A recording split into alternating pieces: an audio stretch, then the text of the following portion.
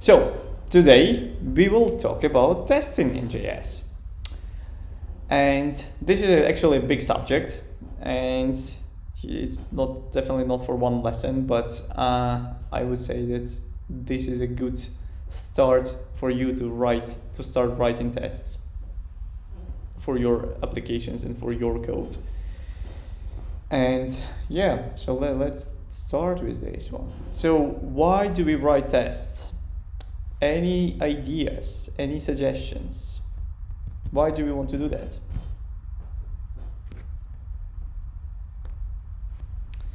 Come on, don't be shy. My opinion is, I think, is one of the software methodology, like the software has to be built according to the test and it has to pass.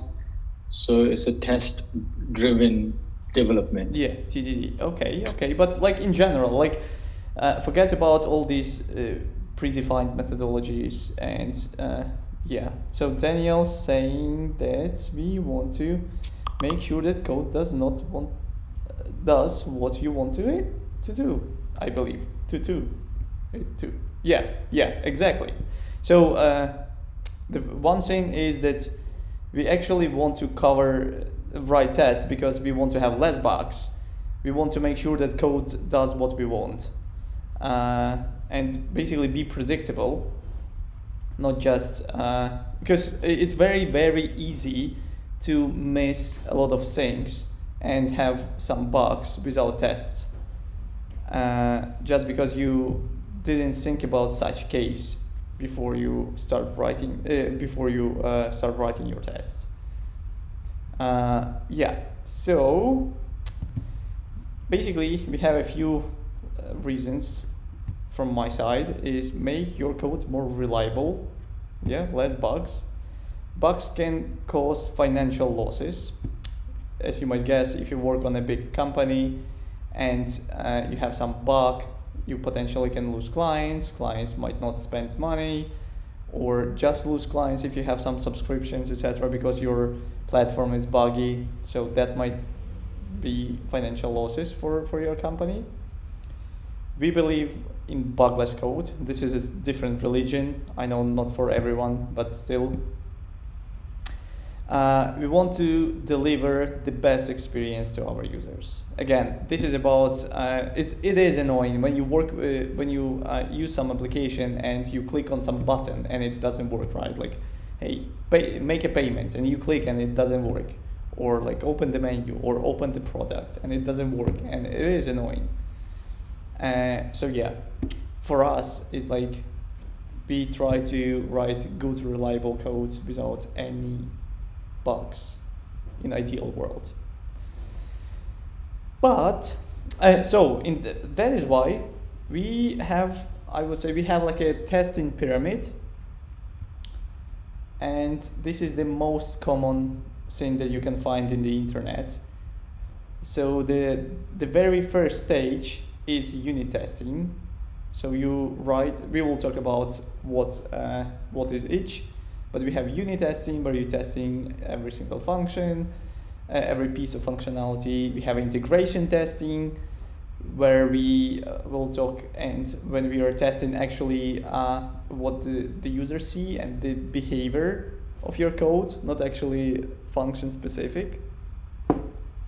And end-to-end testing, this is basically like you imitating the behavior of the user.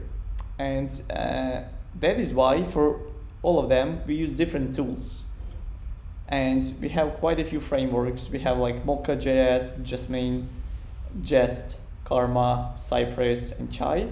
So I'm working with Jest for this is a framework for unit testing and for integration tests. So Jest is like an environment.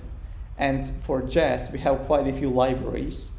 And specifically, I'm working with React. I use React testing library, and we will talk about that today as well. Cypress, for example, this is what I want to work more, and this is a big thing, and I'll show you what it does and why it's so cool. So you might ask, like, which ones should I use? And to be honest, all frameworks doing the same thing, right? And they serve the same purpose, and it depends basically on what you're doing. You have a different set of tools with different frameworks. So if you're doing like end-to-end testing, it's very hard to deliver with some frameworks, but it's very easy to deliver with Cypress. Or when you use if you write like integration tests, it's very easy to achieve with some React testing library or just testing library, and harder to achieve with some enzyme, for example. So, but still achievable. But again, it depends on what you want to do, and it's not about the right and wrong. It's about more convenient and have the right set of tools for your specific case. So it depends on what you will do, right? So this is it, I think. Yeah. Let's talk about unit tests. So unit tests, basically you're testing every single function. So you're writing a function and you want to cover that. So basically you're expecting something that function will do for you, and you want to test it. Does this function actually doing that? And you write set of tests just to see all potential cases. And for that, we will talk in our examples, we will talk about Jest. So Jest is very simple. Jest is basically you need to install Jest environment, and then you just use describe to create a set of tests. It's like a group of tests. And then you can write each test within this group, right? So if you have a different functions, for example, here we have like we want to test add function, and we will have quite a few tests for add function, right? And all of that will be based on the user story, like a description and requirements, how did your function should behave. So let's actually go to the code editor. Let me just quickly open the terminal. API init -1. And sorry. And here we want to create pm install --save Jest.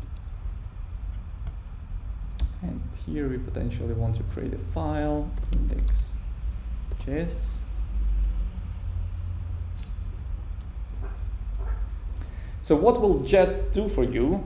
Again, always when you're working with any library, first thing what we will do is to go to their documentation, right? So we will have Jest. And we want to read their documentation. They have so the API basically is all here. You will have methods that you can use for different things. And let me just go back for a second. So we installed our Jest, and so we have here, when we run npm tests, we want to have, and you might see from our exercises that you have for all your for your exercises, we have a lot of tests. This is npm run Jest. If I'm not wrong, that should be it. npm test.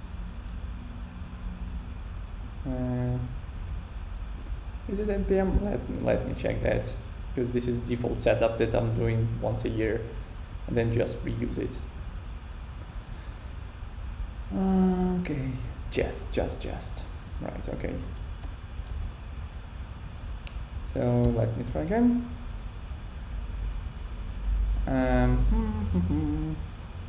Yeah, so no test found, right? And as you can see, that the Jest will look for any files with test or spec in the name. So if I want to, let's say I have index.js and I want to test it. So I will do index.spec.js. And you can see it's recognized as tests, right? And here I will want to have our describe and the name, and it takes, so we have two params. First parameter is basically the name, a string, like we will test add function. And the second is a callback, and within the callback you want to have your test, specific test, should do something. So normally this is like a default syntax that people start with should and explain what it should do. So let's say we don't have anything, nothing, but we can run it again, and now it found our file, and see it's showing us that we are passing our tests, and we are passing because we don't have anything inside. We don't test anything. So sometimes, I mean, it is annoying to do it every time manually. So what you can do is you can add another thing for your scripts, and we have something. This is how we normally call it, test column dev, and here we will have just -- watch, right? So we will watch for any changes. Dev. What's going on? npm run. Oh gosh. Is not supported without git. Please use watch all. Okay. Let's try. Again, I'm not doing the setup every day, so I might not remember all of that. Yeah. Beautiful. Something wrong. What's going on? Okay. Let me double check that. Should be watch. Watch. Package JSON, right? This is our typical wife. Oh, right. Okay. --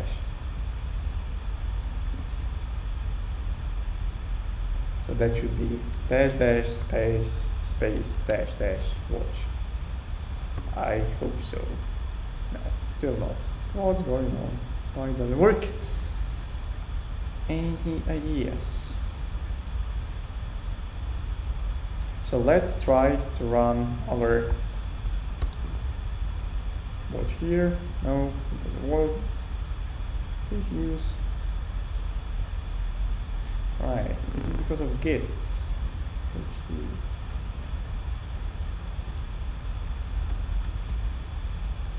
Let me try again.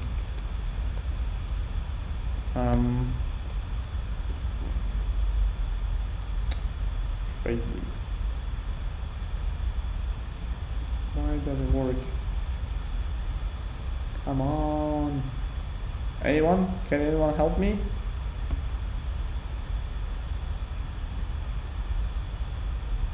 No?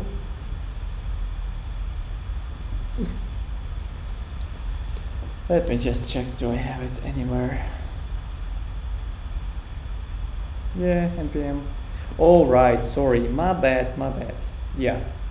So we want to have basically npm run tests and then -- watch. Something like that. So basically you will run, in this command, you will call this command and add watch.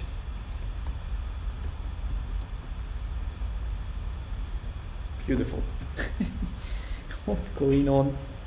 We have just npm run test. Okay, npm run just. Let me try again. This is so silly. Why does it look missing script just to test? No, and then that should work. That definitely should work. Node parent. It is annoying to run it manually. Okay, let me just check if you do npm run test dash watch. Okay, so dash. Yeah, it doesn't like our dash. Why? Any suggestions? Do we need to do some additional setup?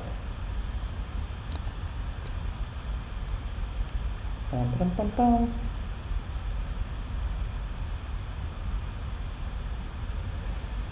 Is it because of Git? Yeah, do you want to request or report a bug?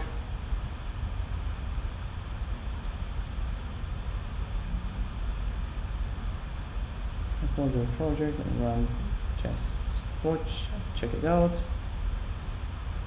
Open direction.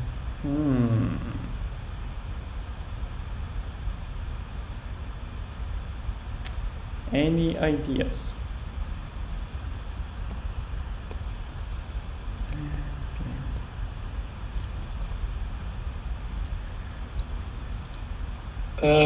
In the JSON, it says if you just put the test and jest, and on the command you do the npm run test with the 2 lines and the space 2 lines watch. Is that what you have done, or?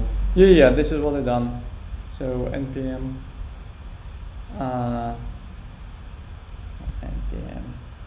There's no test div anywhere on the. No, so this is a custom name for us. Oh, I see. All right. Sorry, this one should be jest, and here npm run test dash. This is how it's supposed to be. This is what you found probably, right?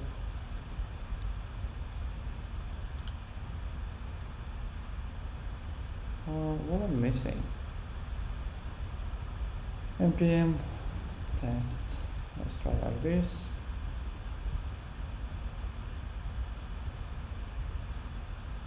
God damn it! What's going on? npm command.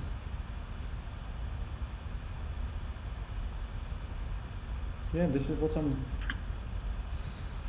npm run failed. It's not supported without git. Oh, okay. Does it mean that we want to git init? Maybe. Crazy. See? If it's not the git environment, we can't use watch. Beautiful. So, yeah. Sometimes it is useful to read errors. But who likes read, right? Okay, so when you run your npm run test dev, it will run all your tests, and then you have a few options.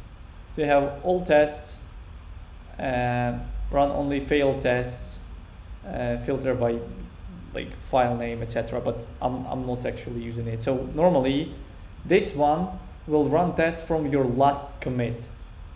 So if I do git commit, git add, git push, git commit, git push, then it will say that there is no changes unless I start modifying my code, and I'll show it to you. And potentially that is why it's asking about git, because it wants to track the changes.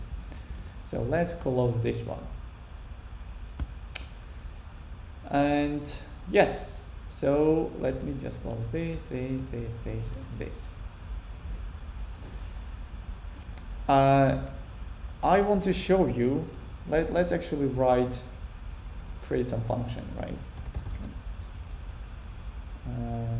Go. Let's actually start with TDD, so test-driven development. I want to have a function add that will add two numbers, right? Shoot. So first I want to add,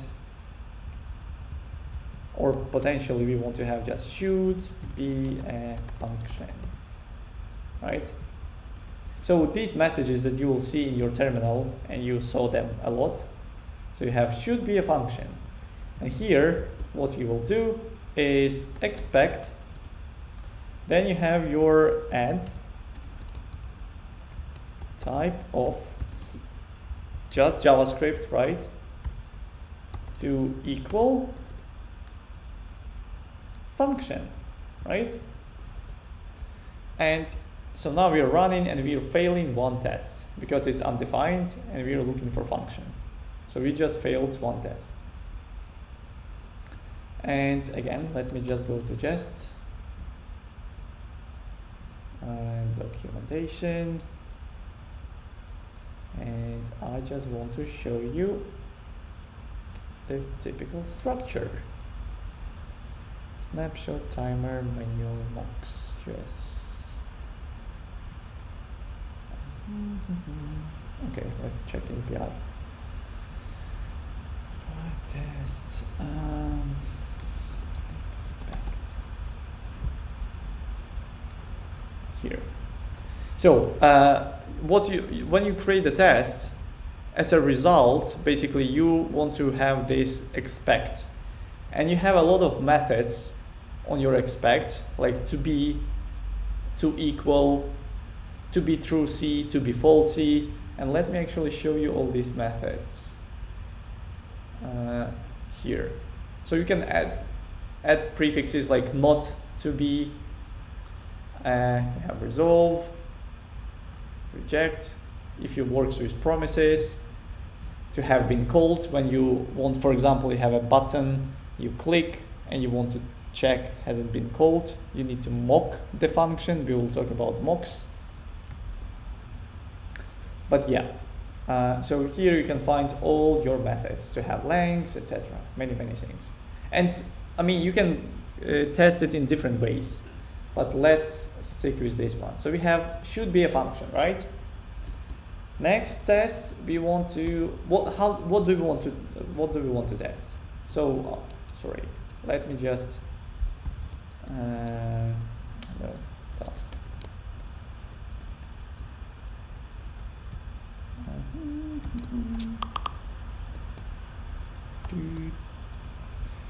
So what do we want to do? First, function add, right? Function takes two arguments or two nums as arguments. 3 returns total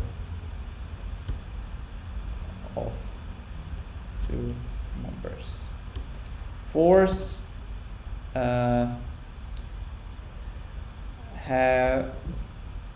let's return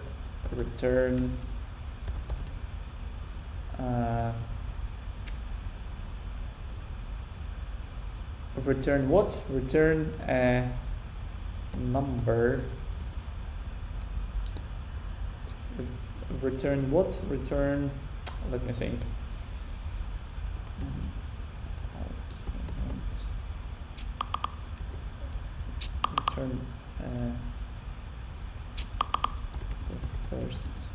Return the first argument when second not passed. And fifth, return 0 when no arguments passed. Yeah, okay, so this is our task.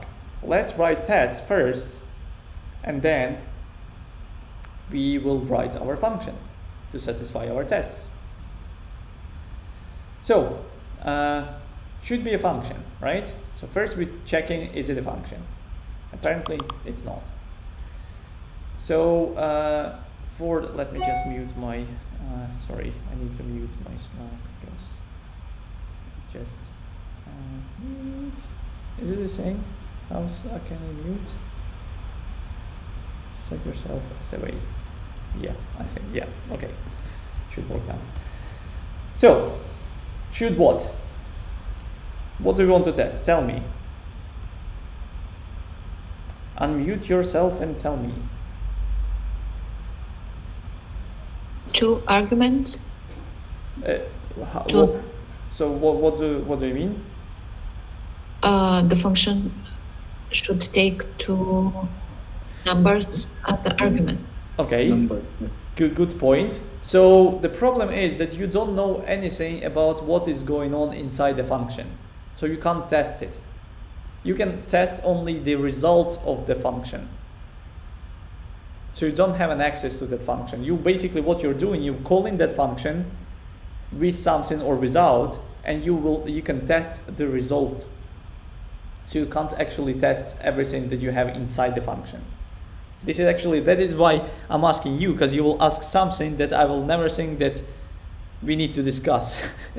Because for me, I'm doing that and I'm never think about this. So what should we test with this? What do we want to test? If the function returns 0? Returns 0. Okay, we can test it, but let's start. We should test it, but let's go from top to bottom. So first thing, so takes the 2 arguments, we can test it, right? Return total number, total value probably of 2 numbers, right? So we want to test, if we call this function, do we get total? Should return total of 2 numbers or of numbers.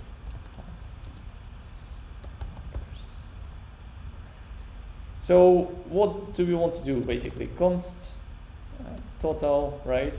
And we want to call our function, and we want to call it with two numbers, I don't know, 9 and 15, right? And now we are expecting total to equal 24, right? So now we are failing 2 tests, which is great. And next one, what do we want to test?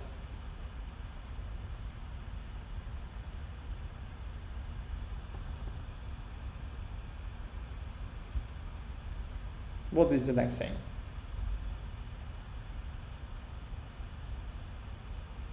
Come on, don't sleep, please.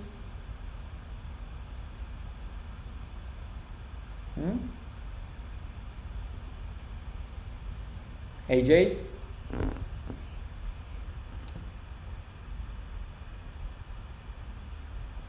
Are you there? Sorry, should return 0. That's the one that we need to do now. We can do again, but we are missing this step. If we pass 1 argument. Return the first one. Right, should return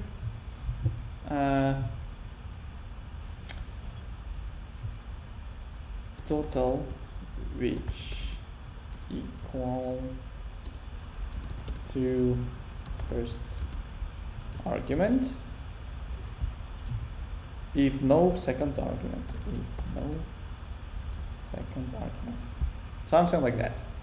Again, we're basically doing this, right? But we're not passing the second argument. And here we should get, as a result, we should get 9. This is what we're expecting. So we're failing 3 tests. And test should return 0.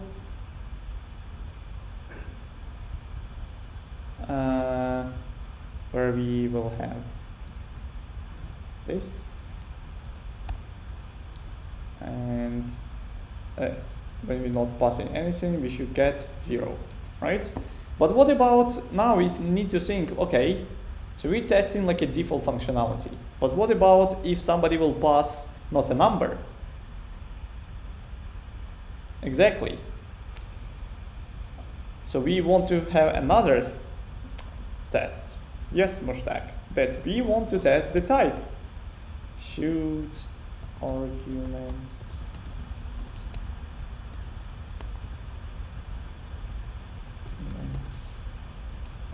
Or again, we can't test type, but we can tell, basically we can define what we are expecting from as a result when we pass the wrong type. So we can say, if you pass in the wrong type, we want to return something, right? And theoretically, any ideas, what do we want to get? What do you want to have? I mean, it's up to you to define. What do you want to have if somebody will pass the wrong type? Suggestions? I guess just like a console log error that only a certain type is allowed. Okay, Same, yeah. possibly. Should console log, or should return probably, right? We testing should return Yeah. error message numbers only allowed, something like that, right? So now if I const total add an iPass string test, then maybe number word expect total to equal numbers only allowed, right? So when both, then let's test the same. When both arguments are arguments have wrong type, and maybe let's pass an array just to test it, right? And here, when one argument has wrong type, here potentially we can put 4, yeah, something like that. Again, it's not ideal because we might want to add more tests to change different combinations with first element to second, so switch them, right? For and tests, check for objects, check for null, etc. So potentially, theoretically, we can just write a list. Maybe we don't need a variable, we can just do this. Not allowed. Another one is object, not allowed, right? Another one with 2 objects, with array, with 2 arrays, with few potentially false, true, right? And maybe null and array. You got the point, right? The whole thing. So you test in different types, different combinations. Okay. So same here with when 1 is wrong. So we potentially can copy this and just replace here 4, 4 here, here, here, here. Oh, yeah, we already have this one. We don't want to repeat ourselves. Potentially want to change different places. Then you want to have 4 and 4, something like that. Yeah. So we are successfully failing 6 tests. So let's start creating our function.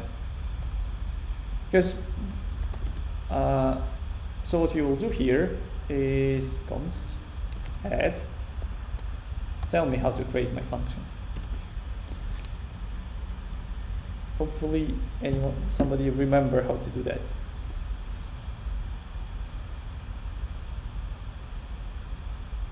Anyone?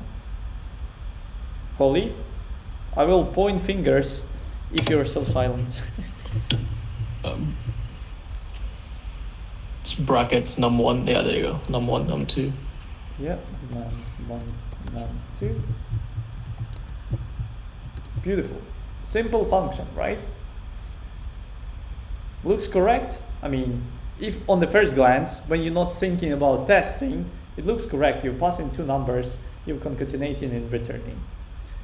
So what we want to do, remember module exports, and we want to export our add, right? And here, on the beginning of our tests, we want to import, oh sorry, const, this is node, const add require and index. Okay, looks like we successfully passed in first 2 tests. So you have a function and it returned total, right? But now we're still failing 4. So looks like our function is definitely not perfect. But on the first glance, I bet that your functions, when you were creating them, looks like that. So, yeah. Needs an if else, right? Or something. Yeah, so that's definitely should be more complicated. So let's start with this 0. Right? So first argument, how we can achieve it. So see that if we pass 1 argument, we want to return just basically the same argument, the value of the same argument. If it's if you are missing both, we want to return 0. How we can achieve it?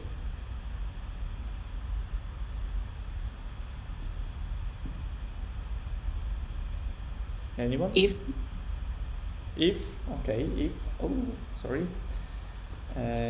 If what? num1 Yeah. return num1. Okay. Num1 return num1. Let's save it. Looks like we have skipped tests, sorry.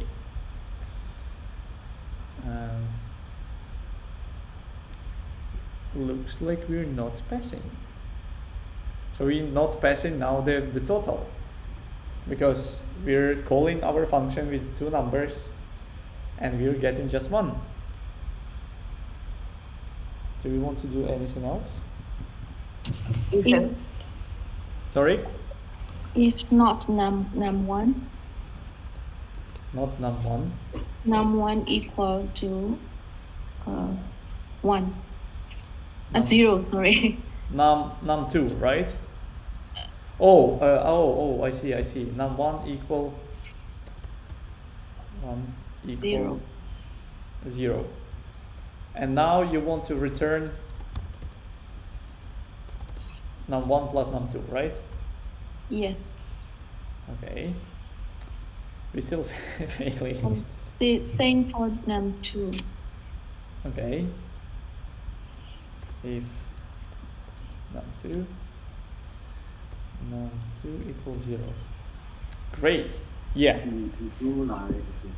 Can we simplify it? If num1 and num2 equals 0, return 0. Can we simplify it more? Wow. If not num1 and not num2, then num1 and num3 equals 0. So all of you thinking in the wrong direction. Sorry, what was that? I just missed that point. What do you want to get out of it? So we want to say that if we're not passing number 2 or number 1, we want to return. So if we're not passing the number 2, for example, we return just number 1, right? If we not passing both, we want to return 0. We try to successfully pass these tests.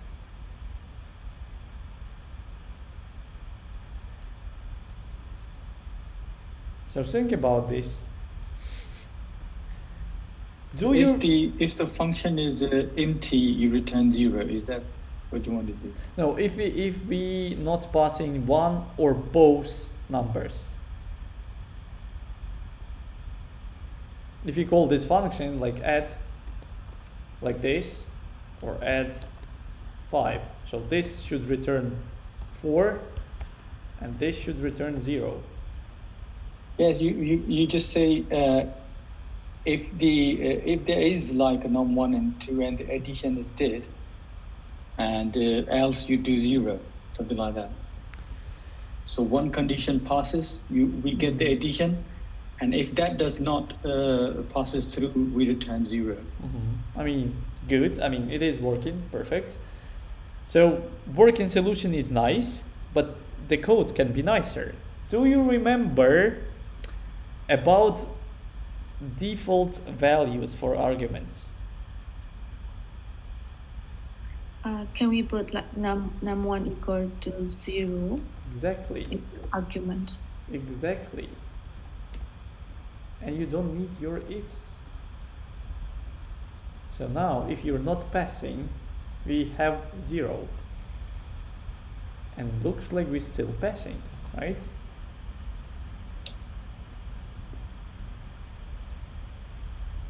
Questions? Yeah, I just forgot. Been a while since we used default values. Yeah. Okay, let's move to the next test. So we want to handle only numbers. How to do that? Type of. Sorry? Oh, yeah. Okay. Type of, yeah.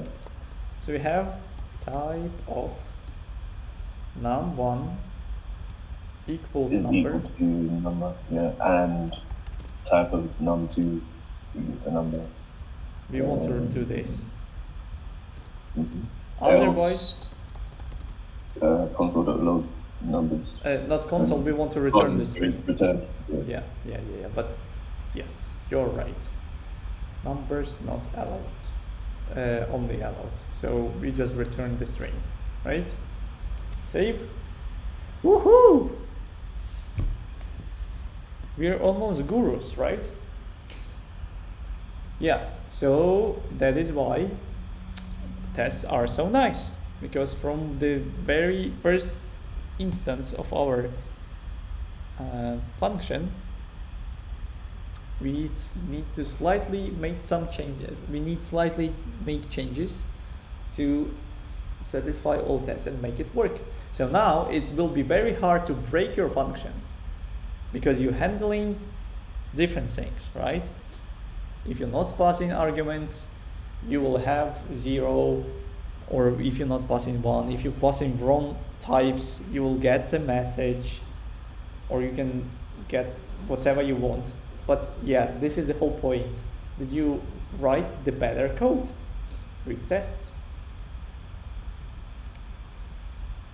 And syntax, again, is not crazy, right? So you're creating your describe as a group, right? So if you have, for example, we have add function, and if you have subtract function, So we have describe, we have subtract function, right? And we can write the same basically, and similar tests, but that will be a second group, and you can see that here. So if I save it, potentially want to add some tests. Shoot. And you can see that now we have the second group, subtract tests, a function, right? Is something. So this is your very first test. Okay, so let's go back. What is integration tests? So integration tests, you basically don't care what each function does. You care about the result on the view on your page. So you don't really care if you click on the button, has it been triggered? Did it do something or whatever? You care about, do you have the correct result in the view of your page, right? So for that, we use testing library. It is very popular. It is insanely popular now. And based on this testing library, we have React testing library. So again, you can do that with Enzyme, with other library, but testing library has more functionality, and it basically created for more integrational tests rather than unit tests. Because Enzyme was created for unit tests. That is why you can test elements like integration tests. You can write integration tests, but it's not that convenient for you to do that. So let's go to testing library. Oh, by the way, on our slides, I've made all links, so even here, you can click on each and go to the website if you want, just for your convenience. And here, on testing library, click done, and we are going to the testing library. So docs, let's get it started. Where's the introduction? Come on, how to set? Where's the setup? Install. Basically doing this. Let's go here, stop our tests.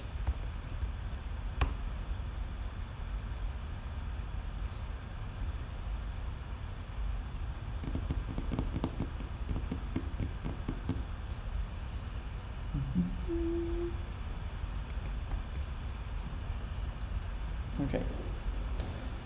So let me show you let me check. Do we have it? Yes, we have it. Beautiful. So to add this one to your project, to be honest, I never used the pure version of it. Setup, because I am working with React. But let me just double check. How do they use? Yeah, they just, okay, perfect. I need to mock. We don't have, I don't use any bundlers now, nothing, so we need to do everything manually. So I'll create, let's say, a mock of the DOM, of our DOM. And document.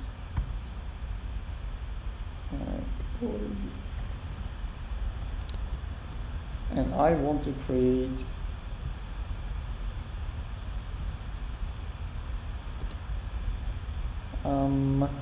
backticks. Probably backticks will be better for us. I want to have h1 element. Let me actually create. Let me create an index HTML. Here, which one? Title.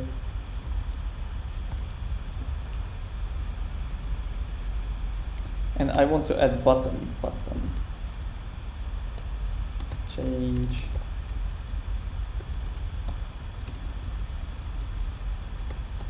Title. So we have a button and change title, right? So and the actual title, sorry. So let me just open video in Finder. Open that in browser. So we have a button and we have a change title. So what do we want to do? When we click, we want to change title, maybe rename it, change title to hello. So when I click, I want to replace this with hello, right? So from my perspective, so I just need to do it here because I don't have any bundlers, I'm not building anything. And yeah, I need to mock the DOM for my tests. But again, you'll get to React and you don't need to do this because you just write in tests and that will mock your components. So that will be much easier. So now we don't care about this one. I will remove this code. And I want to import. Will import work? Probably not. Will? We want to have, let me show you. We have quite a few methods. Again, you can check the API. You have methods like get by label text, by text, but by test ID, and this is very popular one. Get by test ID. So you create data attribute with data test ID. And oh yeah, sorry. Have I done body? No, inner HTML. Perfect. Forgot about that. So you basically add in an attribute. I'll show you in a sec how I'm doing that. So you can actually get this element from the DOM and do something. So where's our get tests? Let me just copy this, just to save all the time.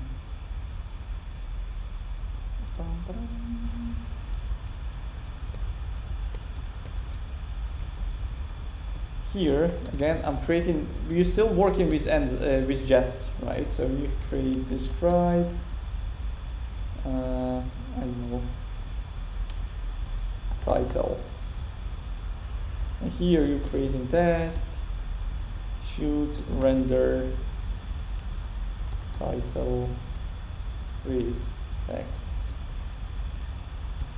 title. Okay. Title, right? So this is initial state, and when we want to find the element. We potentially want to add two elements. So here is data test. Is it test ID or test? I think it's like that. Test ID or test ID as a one word, potentially one word. Yeah, test ID as one word. So test ID and, for example, title, right? And here I want to add another selector, test ID with, I don't know, button. So now, here, with get by test ID, I can get that element from the DOM. And I want to import my DOM. Export.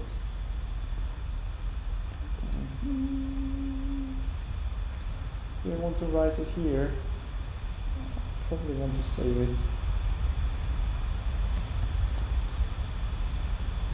Document module exports.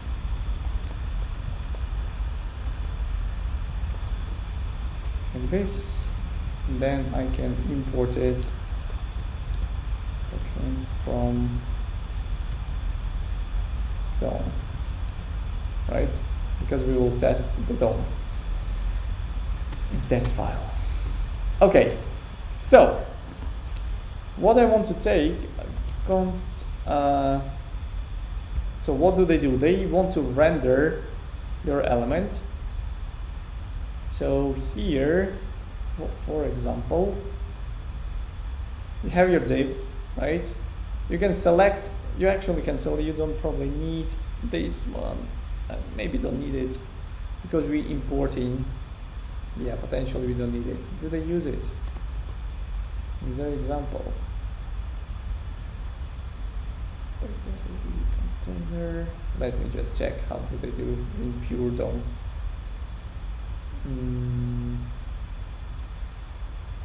Container, which is get example DOM, and get example DOM is this function. Perfect. Yeah. Okay. So your container. Do they use? Sorry, again, I'm not very familiar with their syntax. But we've taken the container, and then we have perfect. Okay, container, which in our case is document, right? So theoretically we don't need document. We don't need reassign, but let's keep the syntax similar. So here we want to expect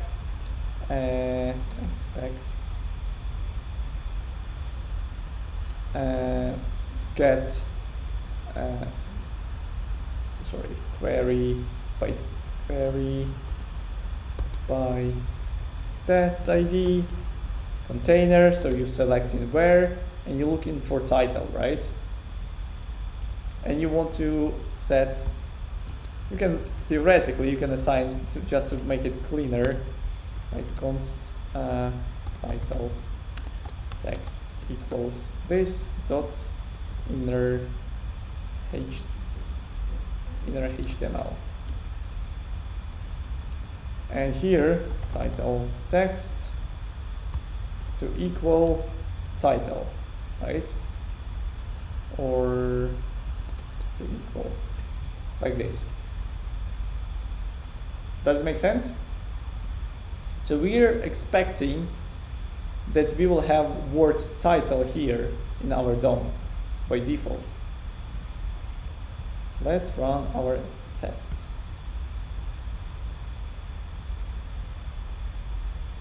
Great, we are failing one. And this is because it's not supported. Const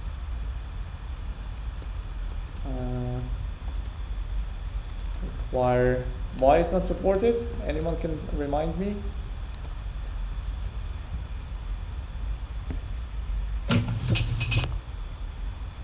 Anyone? It's the front end, back end thing, right? Yes. Like the one allowed on the front end and one is for the back end. Yeah, exactly. So import is for the front end, and require works for Node for backend. And because everything we're running in terminal, we're basically in backend. That is why we need to write require. Okay, so it looks like we are passing the test, right? But if I change it to, I don't know, something else, we are actually failing our test. So great, the default one is working. Now I want to say that if I click on the button, I want to actually change the text. So choose render new title with text hello on click, right? So what I will do is what I will do.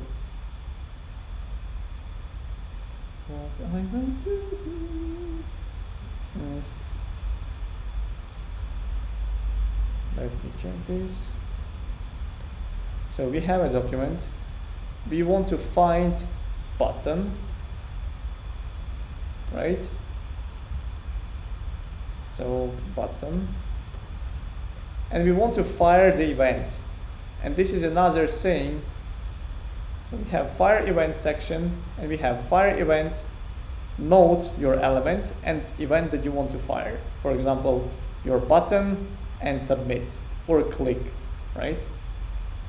So here we will do, to work with it, we want to export it, import it, sorry, fire event. And now we will have fire event, button, click, right? And we want to expect that we will have hello inside our title. So we found the button, we clicked on the button, and then we check for the inner HTML and getting the hello. And looks like we are failing. And we are failing because we don't have any logic around it, right? So we want to have one. We want to create some logic here. And what we will do is we will create, so we want to select the element, const button, get query selector. I will look for my button. Then what I want to do,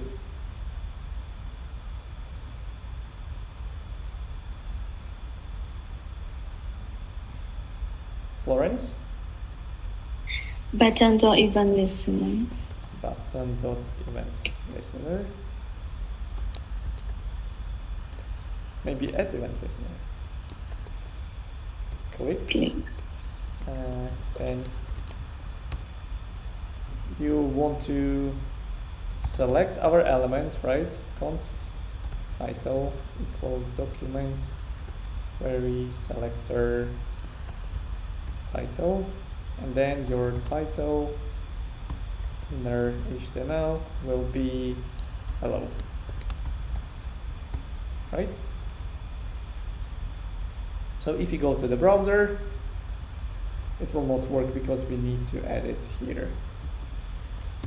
Scripts. We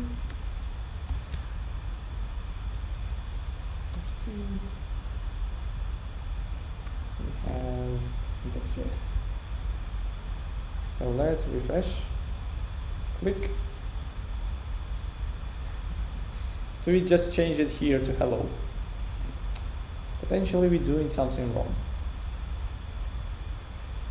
And when we go to JavaScript, you might notice that we are looking for title element, but we want to look for h1. Is it h1? Yeah, it is h1.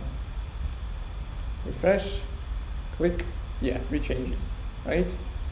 And this is what we want to have when we fire the event. As you can see, it doesn't know about our JavaScript, so we want to concatenate it. We want to prepend it to our tests, our logic. So what we want to have is basically, again, I'm doing that manually, everything, and it is dirty because I'm writing it here. I don't have any bundler. So like for our lessons, you might notice that we have concatenate. We have like concat in the package concat. Let me actually just copy paste it for us.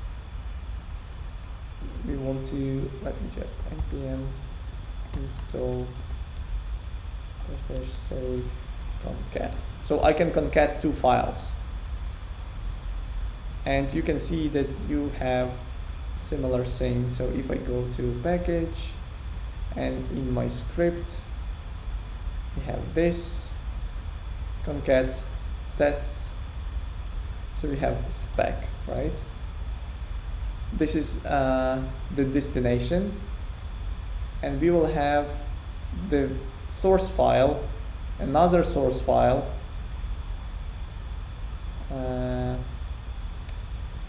yeah, so test.js. We want to rename this one to test.js.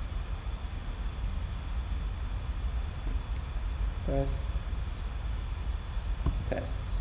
Yeah, probably tests better name.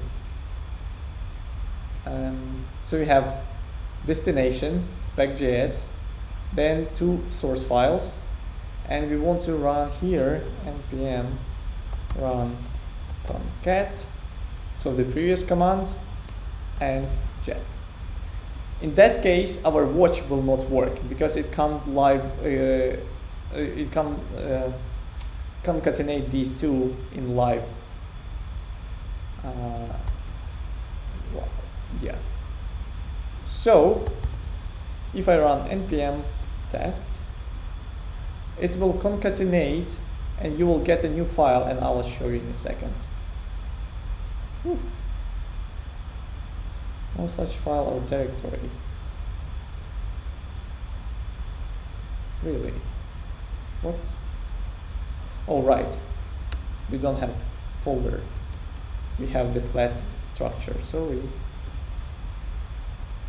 See, we just created a file, and in that file, we have our event listener.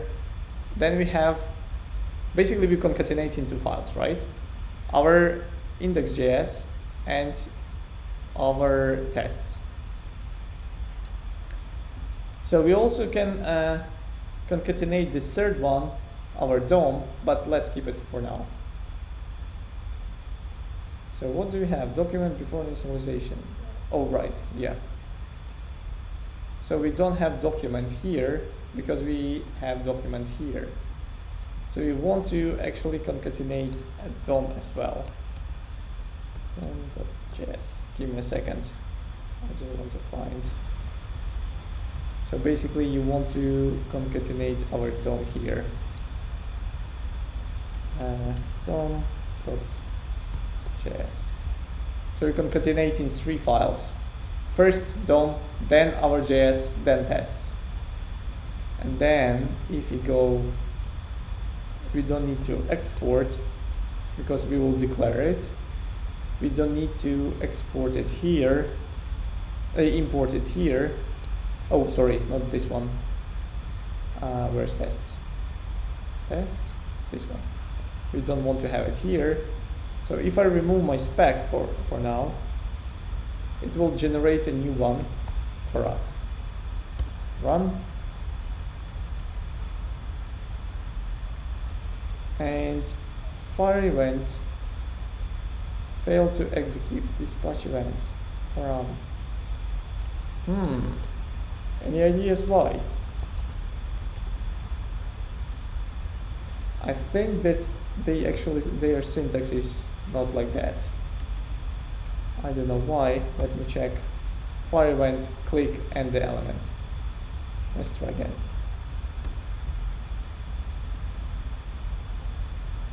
Yeah, great. So now we are actually passing two tests, right? If I remove my, sorry, not this one. If I remove this event listener and try to rerun my tests, we will fail it, right? Because we not changing. So we are expecting, we fired the event and we expecting to change, but we didn't. And that is why we need to have our event listener. And the point of integration tests is that you don't care how you achieve this. It can be hundreds of functions. It can be different calculations. It can be, I don't know, anything. It can be on click. You want to sum up two numbers. You have 2 inputs where you provide numbers, and when you submit the form, it will calculate and give you output. And it doesn't matter for you as a developer. You don't care about every single unit, about every single function. You care about output. And that is why we call this integration tests, because we care about the result, not about how it was achieved. Does it make sense? Yes. Questions?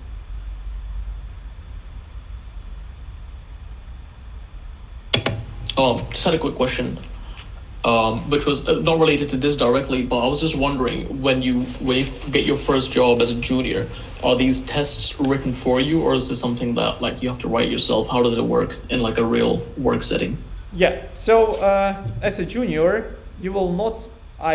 Normally you will not write tests, and nobody will write tests for you. But because you'll have some trivial tasks, simple tasks, and if they want to cover with their code with your code with tests, they will delegate some mid or senior developer who will sit with you and explain like every bit by bit how do you want to do this and what do they test. And different companies, they write tests in very different ways. And this is very, very funny part, because many companies, I've met such companies that declaring, when I was hired on the last job with requirement, hey, do you know tests? We are looking for TDD experience, etc. But on that point of time, they didn't write tests at all. Like, beautiful. Why are you asking about that?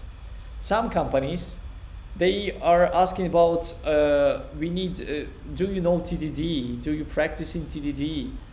And suddenly, when you join them, they will say, we actually write code first and then write in tests to cover code. It's not a TDD. And this is very, very, very, very confusing part for many companies. And they just, I don't know, I don't think that they have a strong understanding how it's supposed to be organized, because tests are relatively new. It's a few years on the market, and that people are actually writing them, and it is popular. Of course, it is for a while on the market, but it was very, very niche. On very few companies were doing that. But now it's very popular, but people still, like developers, still not practicing like TDD or any other way of doing that. It's about trying and finding what actually works for specific team. So yeah, basically you will, when you join as a junior, they will, normally they shouldn't expect you to know how to write tests and be pro with testing. They want from you to know JavaScript. They want from you to know React and how to build layouts, for example. It depends on the job, of course, but they don't expect you to be a guru in testing. But brilliant. Yeah, the basic understanding of testing, it would be really nice and like beneficial, of course, as anything else. Any other questions? No? Okay. So the next stop is end-to-end tests. And this is where you basically mocking the user. And why we will not do the I will not show you the examples, but I'll show you the official website of Cypress. I will show you what they do, because it requires a lot of setup to do something, and we don't have time for that. So it's basically on story-based testing. So you basically create in the logic like go to that website, and the node will go to that website. It will open the page in the browser. It will actually open. So we have like Puppeteer. This is from Google, and I used to work because I feel shamed, but I was writing like a spam machine, and that was like my code. What was doing is opening the browser, populating the all inputs, logging into the website, then going to the page with all users, then select one user, place the message with the username, send the message, wait like 3 seconds because it will block me if I will do that every quarter of a second. Click to the next user, paste the message, send it. So that was Puppeteer, and that was fun. But normally people use that for testing, not for spamming. So yeah, shame on me. But so you're basically saying that go to this website, in the user form, type for example, this text, test username in field username, so find this element, then password on this one, then click login, and you should be redirected to this page. And for example, expect user to be username, right? So this is how the end-to-end testing writes. And let me just show you in Cypress website how actually it is working. So I don't know. Cypress is an open source test runner built for Give me a second. recording tests. Yeah. Let me just. So basically, you have your steps, right? And this is what it actually does. It does for you in the browser. So it will fill forms quickly, run all your code, move elements, scroll in the view. So it actually basically you're mocking actual user, the actual thing that user will do and how it will behave. So it is very helpful for people and for testing. This is the most time-consuming way of testing. It takes a lot of time and effort to write such tests. But if it's crucial for you to not have any bugs, then the company want to spend that effort for such testing, because for them they might lose a lot of money for that because they have some bug. That is why end-to-end testing is very important. And I see more and more companies, they move into Cypress and start writing such tests. You will never see such things in agencies because they don't care about what they write. I don't believe that agencies write any type of tests because they don't care. They just wrote the code, deployed, and forget about it. They just try to forget and take the next customer. They even do not support their clients. That is why they don't really care. If you join in the agency, they don't care about the code, and I bet that you will not have testing there at all. So yeah, Cypress is a big thing. And again, it takes a lot of time and effort to write end-to-end testing. The most popular is unit testing. And companies that care a bit more, they move into, I would say it's like a big fraction of the market. They are moving to integration testing because they don't really care about the functions, each function separately. They really care about does that work and the new code will not break the UI and will not break the user experience.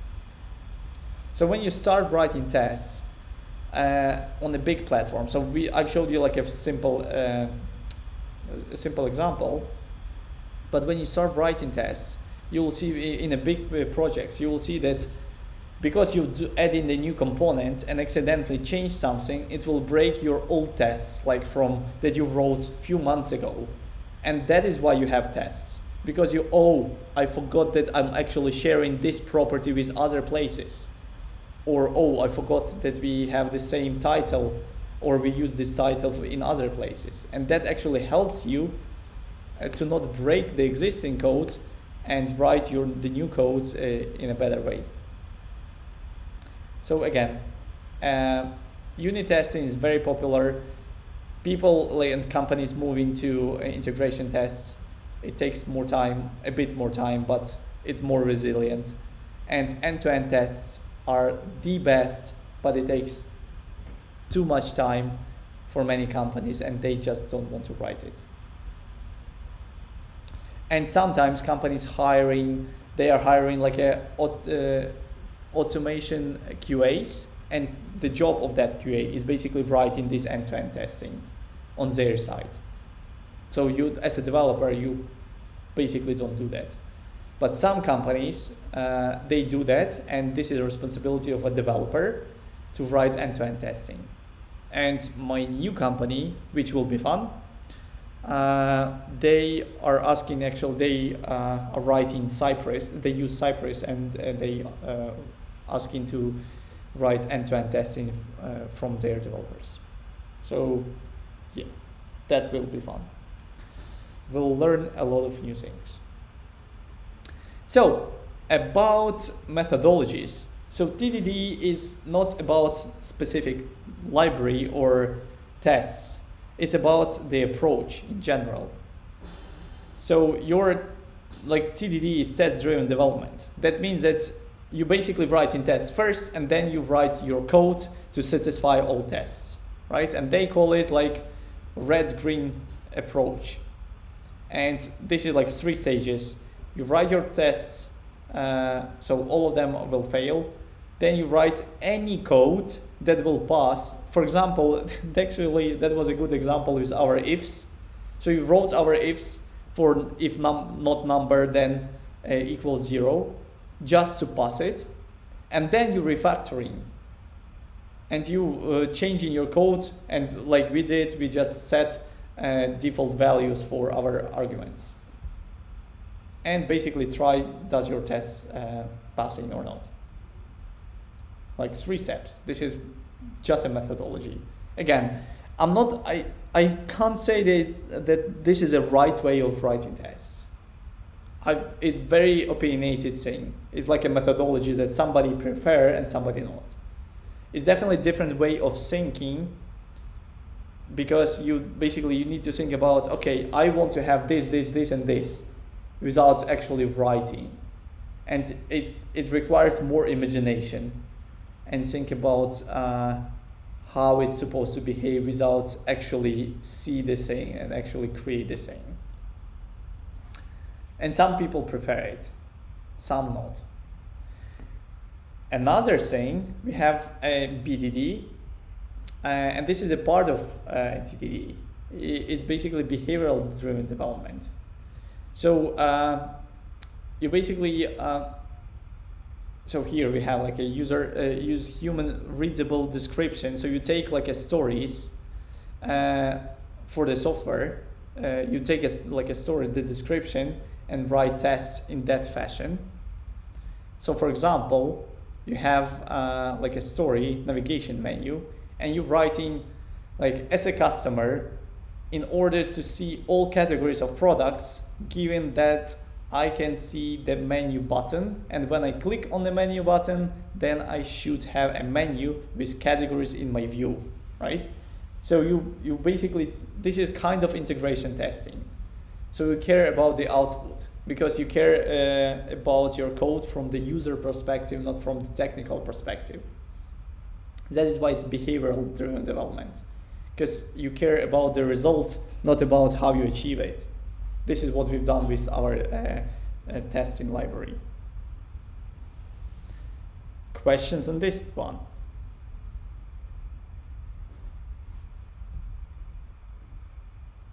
Yes? No?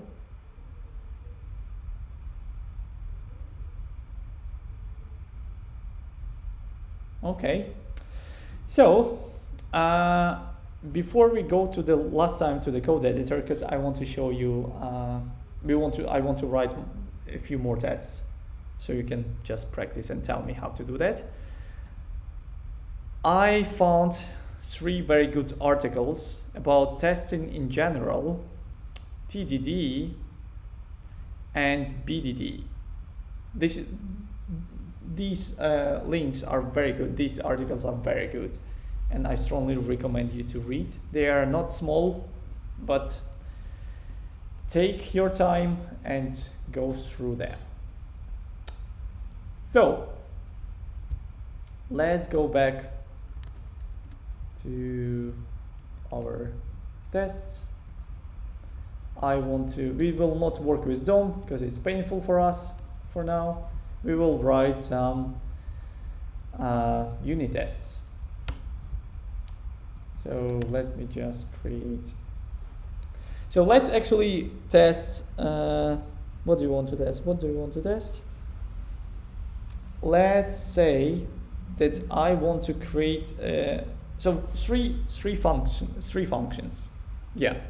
First function will be create an element that takes. So function create element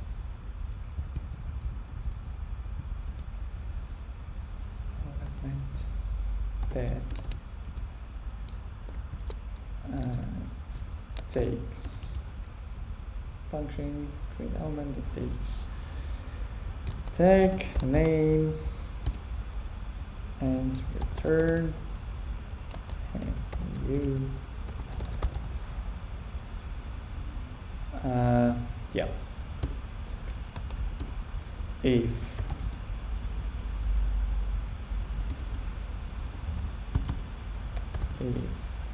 our param is not string, return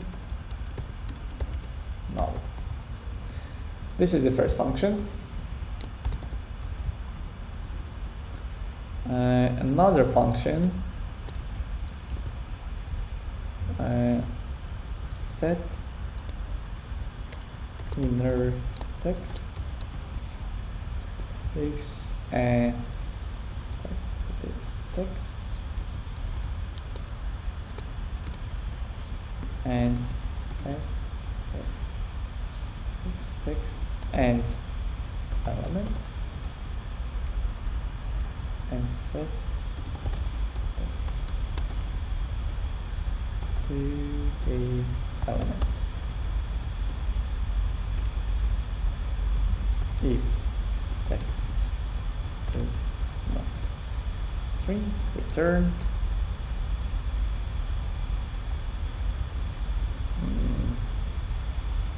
I don't know, return what? Return null. Okay, and yeah, let's start with these two because that might take time for us. So let me just quickly create two functions. Let's create element. I'm just creating these two. Let's set text. And here module exports, we have create element, we have set inner text. Right, so we now can require here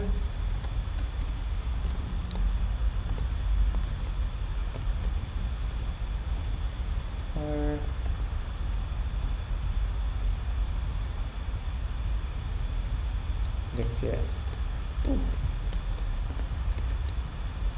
Something like that, and I want to rename this, and I want to rename this one again back to tests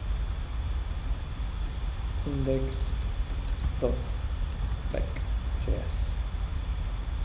And if you go here, we don't want to concatenate again. We have just our jest, and this is it. So we can use our watch again. Again, tests dev.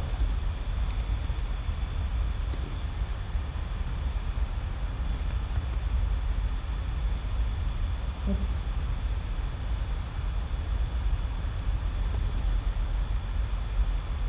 Yeah, beautiful. We don't have any tests. So let's start. Describe. And the first function is create element, right? So what do I need to do? Type next.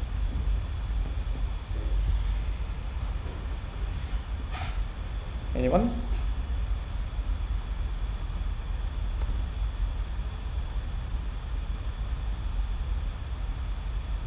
Dea? Yeah, function. Okay. Yeah, function. Function. And test. Test. And here we have should be a function, first of all, right? And here basically we have our expect. And what do we want to have there?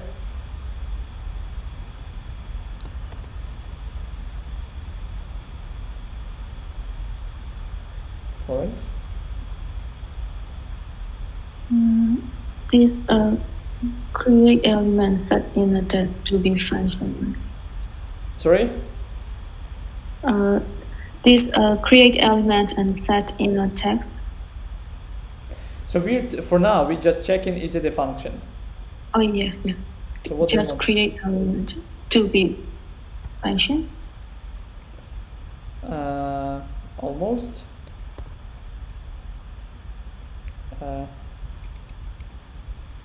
Remember the JavaScript asks us to have type of. Yeah.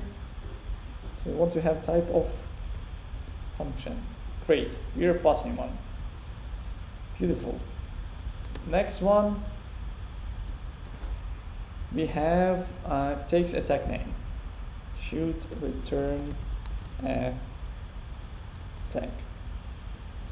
Or should return a DOM element, right? So we want to test, will it return a DOM element? What should we do? How do we want to test it?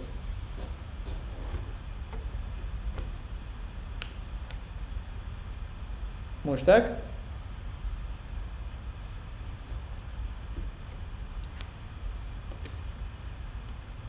No? Come on.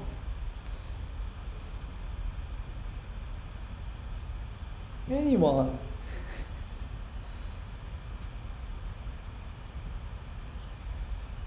What do you mean? Can you see that? Can you unmute yourself? It would be more convenient to talk.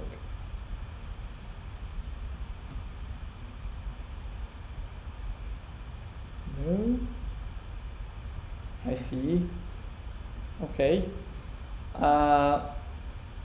Yeah. So, can anyone tell me what I should type?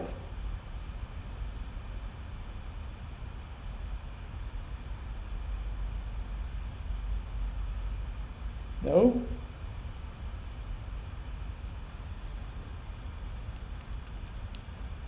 So we want to, yeah? Yeah, just wanted to see index.js, what we require. Do we require a DOM element with it? Yeah. New element.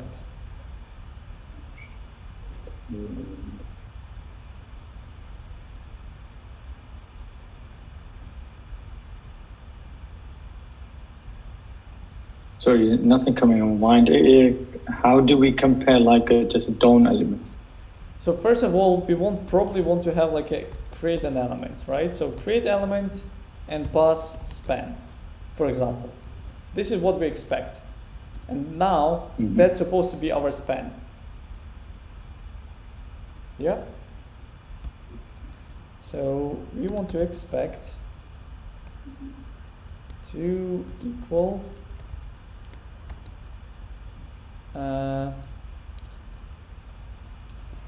is it DOM node? Let's check, let's Google for that. Check is DOM element.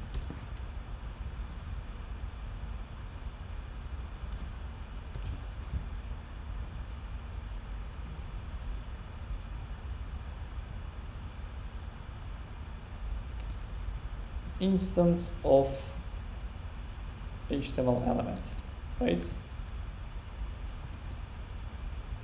So we can do this. Let's try. So that means that we need to expect instance of. We need to have our element, right? In element instance of HTML, and here, basically, this is the statement. element instance of HTML element. So that should be to be true C. And it is false C, right? Received false. So now we want to create some logic. How to create an element?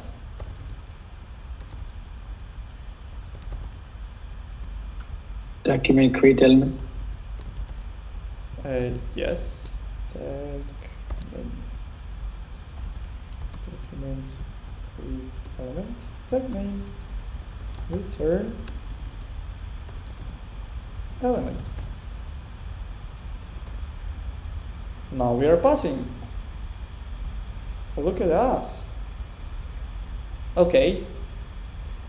And then the last one that we said that we want to test, if it's not a string, should return null if param is not a string. Right? Basically we do the same. And here we want to pass, I don't know, an array, for example. And this one element to equal null, right? We explicitly looking for null. Again, we are failing. Right? We have some will not match the name production, right? So it's not a syntax. See that we can get this error in the browser if we not catch it here. So what do we want to do?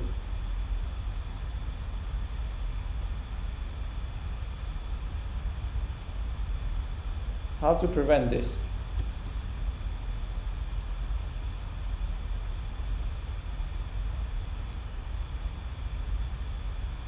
Come on, this is JavaScript. If else. If. What do we want to check?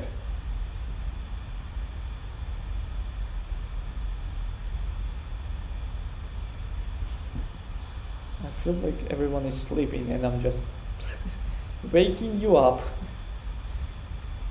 So we want to test, is it a string, right? Type of tag name string. Then we want to create an element and return it. Right? Else return null. Save. Oh, actually equals to string. Now we are passing. Easy enough.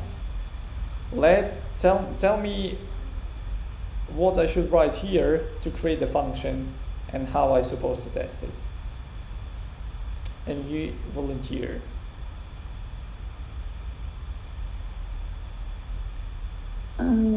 String. We are getting the string in the as a parameter. That's Okay. What's next? so element dot inner. I forgot what it element dot inner HTML inner test. So Equal yeah, inner text equals text, right? Yeah. This is for now. Okay. So let's go and create another describe. And this is for set inner text. Okay. So test should be a function.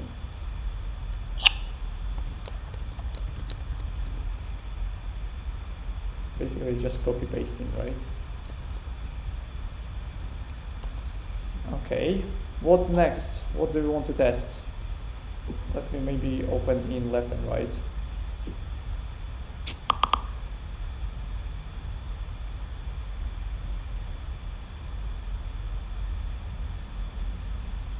What do you want to test?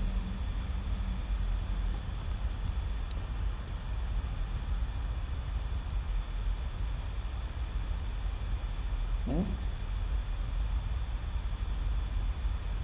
So normally you're starting with the valid cases. When you write your test, you're starting with valid cases. That's what you're expecting.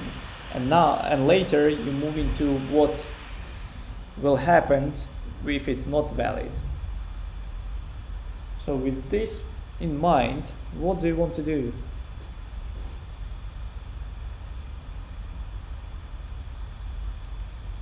Should return string test.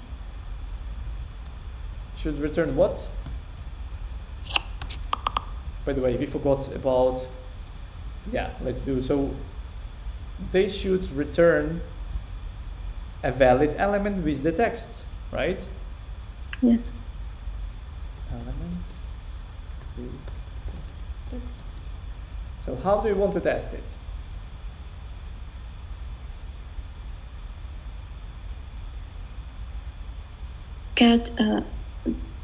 We want to select the element, Okay. then check in a test is. So you want to run the function set inner text with two things, right? With text, my text, and another one. I will just use create element and call it with, for example, h1, right? Because this one will return me a valid element.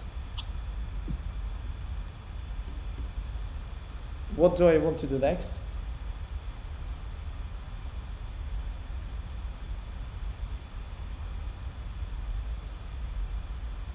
I'm expecting something, right? And what do I expect?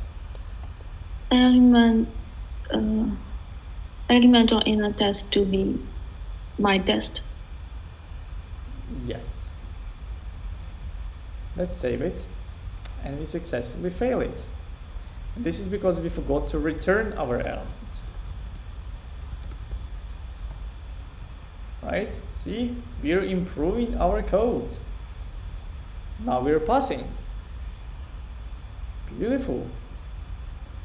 What else do you want to test?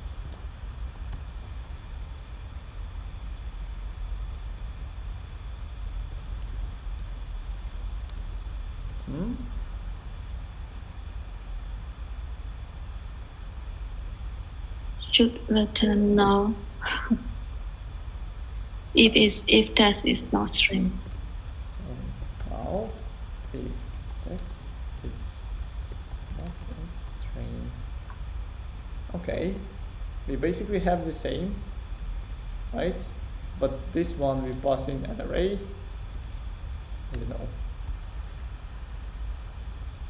Hello, let's say like this.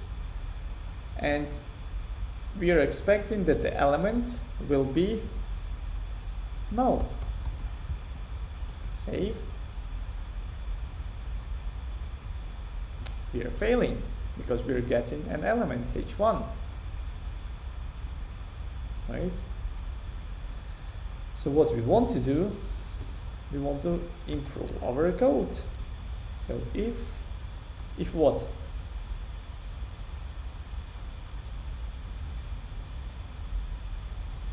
If what? Not equal to string.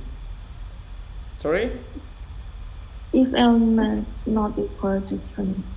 But element will never be a string. We're checking text, right? Text, yes.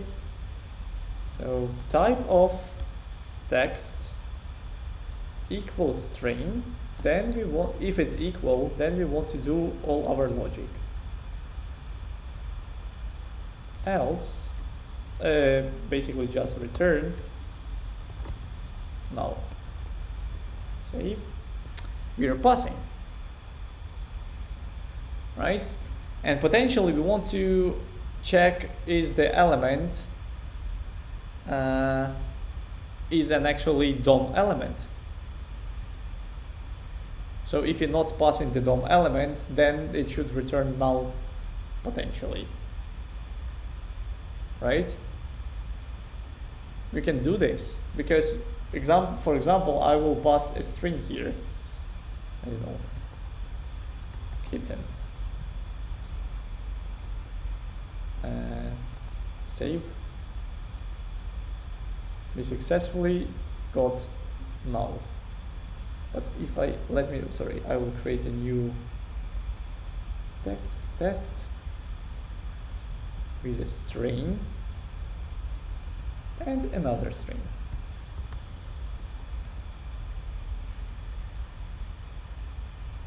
We are receiving kitten, right?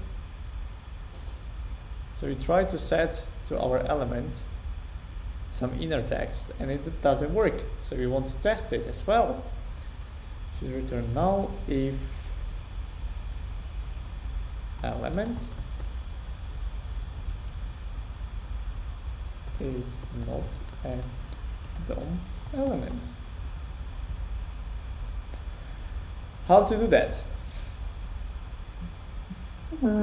Just now use instance of HTML object. Yeah, so here we want to check for both, right? And here element instance HTML element. We are passing. And see that we have a lot of logic here, and this is like there is a good practice to have early return. So what it means that you're writing not if and do all of that logic, but you doing the opposite thing. You're basically saying if not and this, you just return null.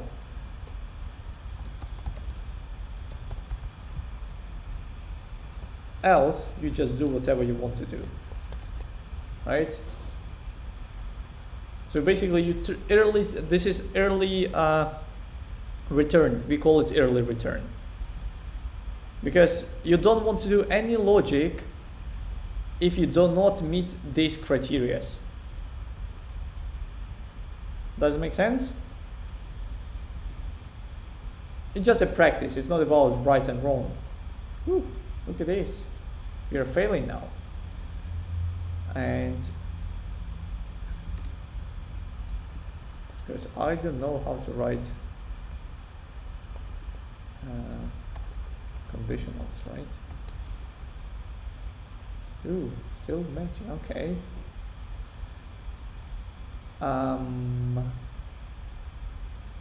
Why not equals string? Right. Or because we're looking for any, if any is wrong, then we want to have return null. Then we want to have null. And here you're returning your own thing. So again, it depends on you. How do you want to approach writing your test? Do you want to have TDD, or you want to write just your code first and then you want to cover with tests? It's up to you. It's definitely a different way of thinking. It's like another thing how to break your mind, because you need to develop the habit to think how you can break your code and what can go wrong. Normally what you will do is you are testing every single condition in your logic. So if you have any condition, if you have any variables that you're passing and that might change something, you want to test every single case. And this is how you normally write your tests. You look for every single condition and check will it change if you pass something different. And again, you start with very basic stuff like, is it a function, is it a variable, is it a string, is it a something. Moving to successful cases, and then you're covering all negative, potentially negative cases. Questions?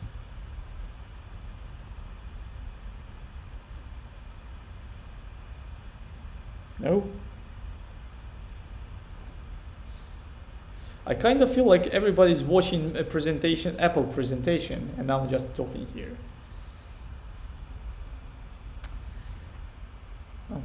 Okay, cool. Okay, thank you. Yeah, so thanks for today. And on Thursday, for the current cohort, we will do more code alone. We will continue our project. Yeah, I know. Everybody's need to watch Apple. Okay. So Daniel's actually watching. Come on. Yeah. Okay. Yeah. Anyway, so Thursday, code alone. We will continue with the project, and yeah, we will build something. Thank you for the previous cohort. If you have anything exciting, I will let you know as usual. Thank you. Thank you very much. No problem. Speak to you on Thursday. Thank you, Monsieur. Bye. Bye.